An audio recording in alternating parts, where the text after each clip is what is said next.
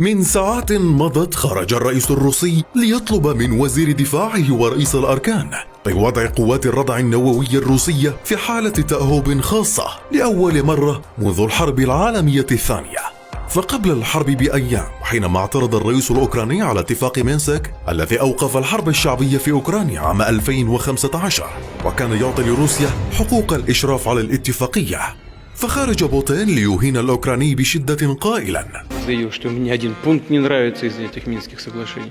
Но нравится, не нравится, терпи, моя красавица. Надо исполнять.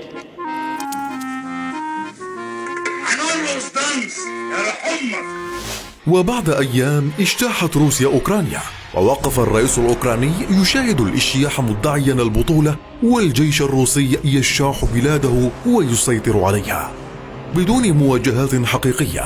يصل الآن الروس للعاصمة الأوكرانية كييف، والرئيس الذي كان ممثلا كوميديا يصور نفسه وهو يرتدي الزي العسكري في محاولة لجذب تعاطف شعبه.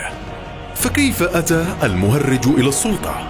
فولوديمير زيلينسكي صاحب 44 عام، ممثل كوميدي كان يشاهده شعبه يرقص ويلقي النكات ويقدم العروض. وفي عام 2015 اشتهر أكثر حينما قدم دور كرئيس أوكرانيا في مسلسل خادم الشعب من أسرة يهودية ولأب يعمل كبروفيسور، وجده الذي شارك في الحرب العالمية الثانية مع السوفيات. كداعم لإسرائيل وهجماتها ضد الشعب الفلسطيني لم ينسى أصوله، دعم وتعاطف مع الإسرائيليين في حروبهم ضد غزة، بعد أن اشتهر مسلسله وعروض فرقته الكوميدية الاستعراضية، وحقق مسلسل خادم الشعب نجاحا هائلا. فكان المسلسل يحكي عن مدرس عادي انتشر له فيديو ينتقد الفساد في بلاده، وهذا المدرس رشحه شعبه ليكون رئيس البلاد. قرر المهرج تحقيق المسلسل على أرض الواقع، أنشأ حزبه السياسي الذي أسماه بنفس اسم مسلسله خادم الشعب، وبدأ حملته الانتخابية.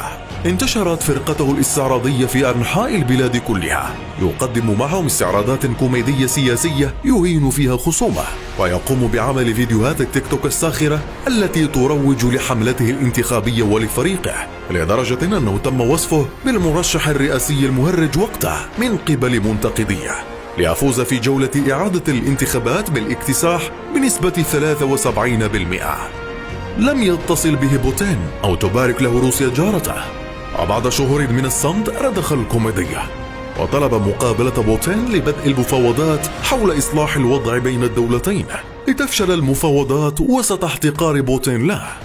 اعتقد المهرج وقتها أنه قادر على إضعاف بوتين وإحراجه، وقرر غلق القنوات الموالية لروسيا والإعلان عن نيته الانضمام لحلف الناتو، لتحشد روسيا قواتها العسكرية على الحدود. ويخرج المهرج في خطابات يؤكد على موقفهم وعلى عدم خوفهم من الروس، ويسخر من بوتين بطريقته الكوميدية المعتادة.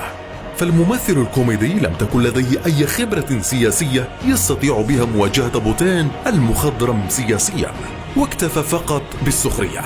فتشح روسيا أوكرانيا الآن وتكمل عملية السيطرة عليها تدريجيا، ويبدأ النجم الكوميدي المهرج في الهبوط وحاول ادعاء البطولة. يشاهد سقوط أوكرانيا بسبب ضعف خبرته السياسية، فكيف لمهرج أن يصبح رئيسا؟